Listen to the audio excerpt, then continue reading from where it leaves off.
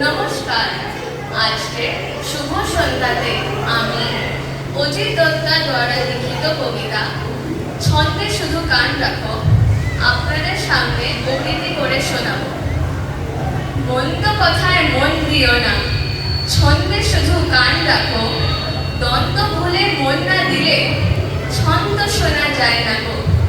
ছন্দ আছে ঝড় বাদলে, ছন্দ আছে জোছনাতে, দিন দুপুরে পাখির ডাকে, ঝিঝির ডাকে ঘোর রাতে।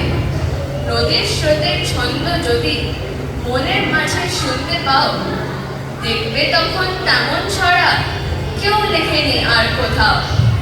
ছন্দ বাজে মোটর চাকায়, ছন্দে চলে রেলগাড়ি, ছন্দে চলে রেলগাড়ি। কান পেতে যা শুনতে পাবে কিচ্ছুটি নয় ছন্দহীন। ধন্যবাদ।